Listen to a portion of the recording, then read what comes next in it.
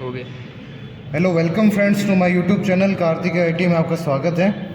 इससे पहले वाले वीडियो में हमने ओम्स लॉ किया था और आज इसी के आगे हम फर्स्ट ईयर के टॉपिक को आगे बढ़ाते हैं और फर्स्ट ईयर के टॉपिक में सेकंड आपके जो आता है प्रैक्टिकल है वो है आपके किर्चॉफ लॉ का प्रैक्टिकल। तो हम किर्चॉफ लॉ के प्रैक्टिकल को यहाँ पे परफॉर्म करने वाले हैं कि किर्चॉफ लॉ को किस तरह से परफॉर्म किया जाता है। तो किर्चॉफ लॉ में जो आपका पहला लॉ है वो है किर्चॉफ के करंट लॉ। किर्चॉफ के करंट लॉ को हम वेरीफाई करने की आज यहाँ कोशिश करेंगे। किर्चॉफ का करंट लॉ पहले वेरीफाई कैसे किया जाता है। तो किर्चॉफ का जो लॉ है वो कहता है, सबसे पहले एक वीडियो शुरू करने से पहले सबसे पहले जो आपको अगर वीडियो देखते हैं तो प्लीज़ कमेंट करें, लाइक करें, सब्सक्राइब करें। बहुत से लोग वीडियो देखते हैं, पसंद भी करते हैं, लेकिन सब्सक्राइब नहीं करते, तो सब्सक्राइब कीजिए। ये हमारे मोटिवेशन के लिए ज़रूरी है और आपके आईटी के लिए ही पूरा ये चैनल है। तो प्लीज़ जो भी आईटी से रिलेटेड और आईटी जो कर चुके हैं, अगर थोड़ा सा भी अगर आप नॉलेज इससे गेन करते हैं तो प्लीज़ इसको सब्सक्राइब करें और ज़्यादा से ज़्यादा शेयर करें अगर आपका।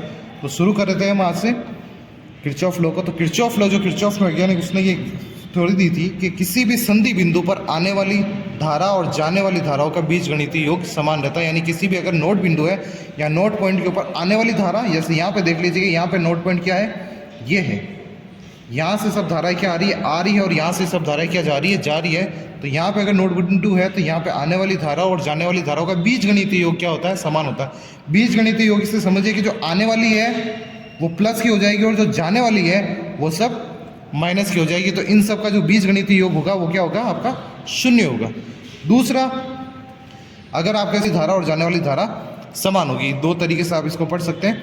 किसी भी नोड बिंदु पर आने वाली धारा और जाने वाली धारा का बीजगणितीय योग शून्य होगा। दूसरा, आने वाली धारा और जाने वाली धारा का मान समान होगा, यानी दोनों की वैल्यू क्या होगी, समान होगी। तो अब हम इसको प्रैक्टिकल को परफॉर्म करते हैं। सबसे पहले हम देख लेते हैं कि हमारा सर्किट डायग्राम समझ लेते हैं कि सर्किट डायग्राम का किस तरह से वर्क करेगा। आप यहाँ पे कोई भी डीसी बैटरी ले सकते हैं या डीसी सोर्स ले सकते हैं, किसी भी तरह का डीसी सोर्स ले लीजिए जो 12 वोल्ट, 24 वोल्ट, 25 वोल्ट जो आपके पास में उपलब्ध है। मेरे पास में यहाँ पे डीसी सोर्स उपलब्ध नहीं होने के कारण मैंने रेक्टिफायर का यूज़ किया है, एसी को डीसी में कन्वर्ट करके फिर इसके लिया है। तो ये मेरे पास में ऑटो ट्रांसफार्मर है। ऑटो ट्रांसफार्मर वोल्टेज को मैं 20 से 22 या 24 वोल्टेज के बीच में रख के रेक्टिफायर के थ्रू मैंने इसे रेक्टिफायर, मैंने कल ओम्स लॉ में बताया था, मैंने ओम्स लॉ में भी रेक्टिफायर यूज़ लिया था। रेक्टिफायर यूज़ करते टाइम आपको सिर्फ एक ध्यान रखना है, ब्रिज रेक्टिफायर जो आपके नेगेटिव पॉइंट है, यानी जहाँ से आपके देखिए दो असमान टर्मिनल पे आएगा तो आपको सप्लाई देनी है, समान बिंदु से आपको डीसी की सप्लाई लेनी है। यहाँ पे देखिए, ये यहाँ पे देखिए आपको सिल्वर पट्टी दिख रही होगी, यहाँ पे आपके ब्लैक है। तो ये जो दिख रहा है ये क्या है, असमान है। यहाँ से देखिए, यहाँ से इसके अंदर देखिए तो ये दोनों क्या है, असमान बिंदु है। यहाँ पे आपको एसी की सप्लाई देनी है। ये देखिए, ये एक ब्लैक तार और ये ग्रीन वायर है जो एसी की सप्लाई के लिए। यहाँ पे देखिए सिल्वर है पट्टी है और यहाँ पे ब्लैक है। तो यहाँ से आपको क्या देना है, एसी की सप्लाई देनी है और जहाँ समान है वहाँ से आपको डीसी की सप्लाई लेनी है। जैसे यहाँ पे देखिए सिल्वर है और यहाँ पे ब्लैक है, तो यहाँ से आपको डीसी की सप्लाई लेनी है। ये आप हमेशा याद रखें। अगर आपके पास में ब्रिज रेक्टिफायर जो मार्केट में बना बनाया मिलता है, अगर वो है तो वो भी, अगर उसका टेस्टिंग का भी वीडियो मैंने डाला हुआ है तो लिंक में डाल दूंगा मैं। तो यहाँ से मैंने लिया है। सर्किट को समझना सबसे पहले आपको क्या करना है, एक वोल्ट मीटर लगा देना। वैसे हमें वोल्ट मीटर की इसके अंदर आवश्यकता नहीं है क्योंकि हम इसको वेरीफाई कर रहे हैं करंट लॉ को, पर एक वोल्ट मीटर आपको वोल्टेज रेटिंग के लिए क्या वोल्ट मीटर रेंज कितना चाहिए, तो आप देख लीजिए कि वोल्टेज आपने कितना सेट किया हुआ है। मैंने यहाँ पे वोल्ट मीटर यूज़ नहीं किया है क्योंकि मेरे पास यहाँ पे ऑटो ट्रांसफार्मर है। ऑटोमेटिकली इसकी वोल्टेज रेंज मुझे पता चल जाती है कि मैं 20 वोल्ट दे रहा हूँ, 40 वोल्ट दे रहा हूँ, 60 वोल्ट दे रहा हूँ या 80 वोल्ट दे रहा हूँ, तो मैंने वोल्ट मीटर नहीं लगाया। अगर आपके पास में वो वोल्टेज रेटिंग नहीं है तो आप वोल्ट मीटर लगा सकते हैं, आपको पता है कि वोल्टेज कितनी रेटिंग है। एक आपको एम्पियर मीटर लगाना पड़ेगा जो इसके साथ में सीरीज़ में, जो यहाँ पे सबसे पहला एम्पियर मीटर लगाएगा जो कंप्लीट सर्किट की धारा कैलकुलेट करेगा। और आपको 3 रेजिस्टेंस, 4 रेजिस्टेंस या 2 रेजिस्टेंस भी ले सकते हैं, जैसे आपके पास रेजिस्टेंस की वैल्यू है। मैंने यहाँ पे 3 रेक्टिफायर रियोस्टेट लिए हैं, 1, 2 और 3, और तीनों रियोस्टेट, एक रियोस्टेट आपके 25 ओम का है, एक रियोस्टेट आपकी भी 25 ओम 1 एम्पियर का, और एक मेरे पास 300 ओम का। तीनों वेरिएबल है। तो यहाँ वेरिएबल होने से क्या आप धारा की वैल्यू को ज़्यादा वेरी कर सकते हैं, तीनों को वेरी करने के लिए आसान है। ये देख लीजिए 300 ओम 1 एम्पियर, 25 ओम का, तो आपको वेरी करने के लिए आपको 3 से 4 वैल्यू अगर आप निकाल सकते हैं इसके अंदर, तो वैल्यू आप ज़्यादा निकाल सकते हैं।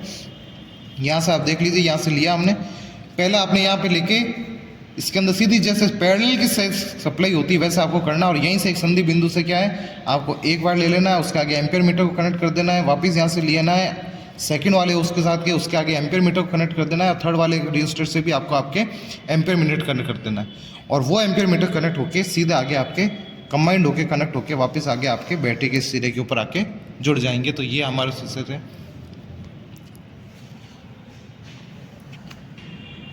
ठीक है, तो हम वायरिंग शुरू करते हैं। तो देखिए यहाँ से हमने सबसे पहले जो मैंने जहाँ से स्टार्ट किया मैं वहाँ से शुरू कर देता हूँ आपके। मैंने एक ऑटो ट्रांसफार्मर लिया हुआ है, ऑटो ट्रांसफार्मर की इनपुट यहाँ से ले लिया, पैरेलल से आपने 2 वायर लगा के आपने, ये मैं इसको पहले ही बता चुका हूँ कि मैंने रेक्टिफायर यूज़ किया है एसी को डीसी कन्वर्ट करने के लिए। तो यहाँ पे देखिए रेक्टिफायर ले लिया मैंने। रेक्टिफायर के आपने असमान सिरों पे सप्लाई देनी है, ये दोनों ही इसके असमान सिरे हैं और समान सिरों से आपको सप्लाई लेनी नहीं। तो ये जो सेम सर्किट का जो काम एक पॉजिटिव और नेगेटिव वाला यहाँ पे हो जाएगा, एक पॉजिटिव और एक ये नेगेटिव। ये पॉजिटिव यहाँ से टर्मिनल मैंने यहाँ से ले लिया है और ये यहाँ से टर्मिनल जाता है आपके ऊपर सीधा सीधा यहाँ पे एम्पियर मीटर के अंदर। यहाँ देखिए ये पॉजिटिव यहाँ से जा रहा है आपके सीधा सीधा यहाँ पे एम्पियर मीटर में। एम्पियर मीटर से यहाँ से आप मेन है जो जिसका एम्पियर मीटर है जो बड़ा जो सब कैलकुलेट करेगा, यहाँ से अब आपके साथ जाएगा एक वायर जाएगा सीधा आपके पहले रेजिस्टेंस में।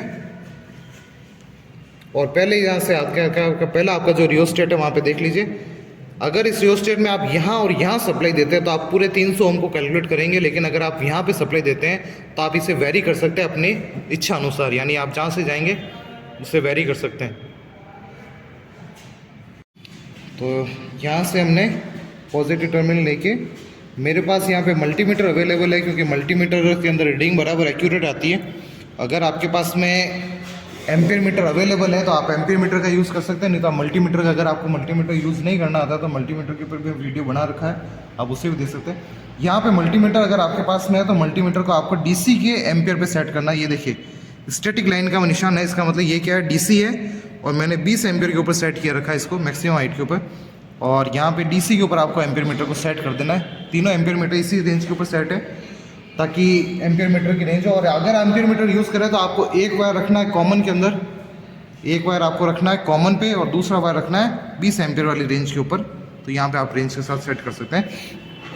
उसके बाद में यहाँ से आपने लिया, अगला जो आपके पास में जाएगा वो जाएगा आपके अगले रियोस्टेट के ऊपर वायर। ये देखिए यहाँ पे रियोस्टेट के ऊपर जा रहे हैं, अगला वायर आपके जो जाएगा रियोस्टेट के ऊपर जाएगा। यहाँ से रियोस्टेट, यहाँ से भी आप देख लीजिए यहाँ पे ये रियोस्टेट में गया हुआ है, वहाँ से रियोस्टेट से यहाँ से आपने यहाँ पे एम्पियर मीटर को कनेक्ट करना है, जो आगे आके आपके वापस एम्पियर मीटर वहाँ पे कनेक्ट हो जाएगा। नेक्स्ट इसके साथ में यहाँ से एक और वायर निकालना है आपको, जैसे एक वायर, हाँ कनेक्शन को ईजी समझने के लिए एक बार वापस आप देख लीजिए कि ईजी कैसे से यहाँ से आपको एक कनेक्शन निकालना है, वो आगे की ओर कैरी ओवर होकर वापस सेकंड रियोस्टेट में जाएगा, वहीं से आगे से जाके थर्ड रियोस्टेट में जाएगा। ये देख लीजिए सेम यहाँ से आपने इसको ही जंप कराया वायर को, यहाँ पे कनेक्शन लिया आपने एम्पियर मीटर का, वो यहाँ डाला, यहीं से एक वायर रियोस्टेट का जाएगा, वो आगे जाएगा और इसी रियोस्टेट से वायर आगे जाके वापस आगे जाएगा। आपको कुछ नहीं करना, जो एक ही कॉमन वायर है उसी कॉमन वायर को यहाँ पे आगे कनेक्ट कर देना, उस कॉमन वायर से आगे आपको कनेक्ट कर देना। तो हमारे ऊपर के कनेक्शन यहाँ कंप्लीट हो चुके हैं, यानी आपने यहाँ तक का कनेक्शन है वो कंप्लीट कर चुके हैं। ऊपर आपने रियोस्टेट को तीनों को कनेक्ट कर दिया है, तीनों आपने कनेक्ट कर चुके हैं। यहीं से आपने एक जंप कराया, वापस यहाँ जंप हो गया, उसी वायर खंड को वहाँ जंप कर दिया। एग्जैक्टली ये देखिए ये तार यहाँ से आया, यहाँ जंप हुआ, यहाँ से आके यहाँ जंप हो गया। नेक्स्ट कनेक्शन आता है आपके एम्पियर मीटर के, तीनों से आपको एक एक वायर निकालना और एम्पियर मीटर पे कनेक्ट करते हैं। तो ये देखिए तीनों के हम निकाल देते हैं।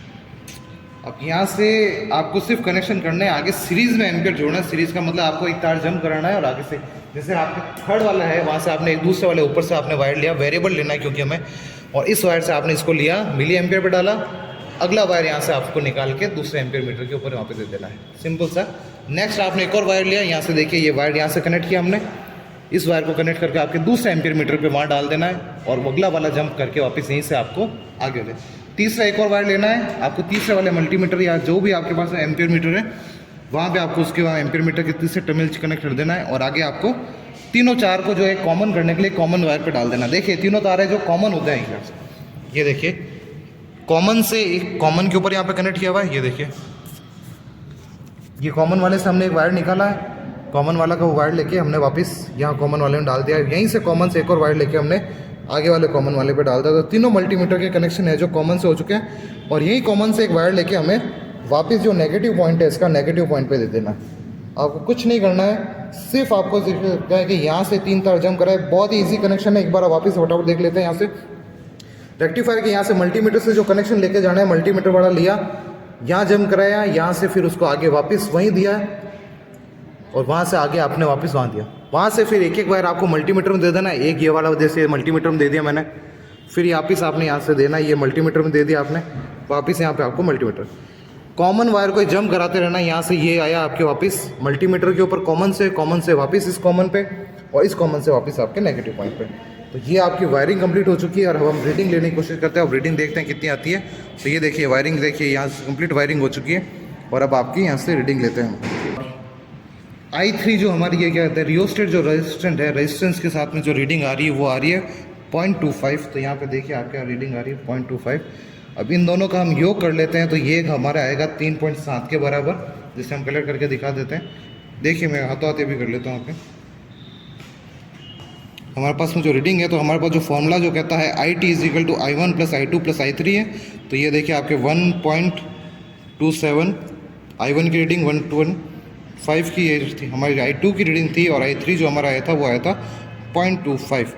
ये जो हमारी रीडिंग आती है 3.2 की रीडिंग आ रही है जो हमारे 3.07 के बराबर है। ये देखिए टोटल नंबर ऑफ काउंट जो आ रहा है आपका, ये देखिए 3.2 की रीडिंग आ रही है। इसका मतलब जो हमने प्रूव किया है कि किरचॉफ की धारा के थ्रू कि आने वाली धाराओं और जाने वाली धाराओं के बीजगणितीय योग जो है वो समान रहेगा। बीजगणितीय योग यानी जो धारा आ रही है और जो धार रही है वो दोनों क्या है बराबर रहेगी। दूसरा, अगर आने वाली धारा और जाना, अगर इसको हम एक नोड बिंदु के थ्रू करें कि आने वाली धारा और जाने वाली धाराओं का बीजगणितीय योग क्या होता है, शून्य रहेगा, तो वो भी इसके साथ हेंस प्रूव होता है। कि जैसे देखिए यहाँ पे ये आने वाली धारा है आपके पास में 3.7 और जाने वाली धारा आपके पास में भी माइनस हो जाएगी। तो जाने वाली धारा हो जाएगी 1.27, माइनस आ जाएगी 1.5, माइनस आ जाएगी आपके पास से 0.25।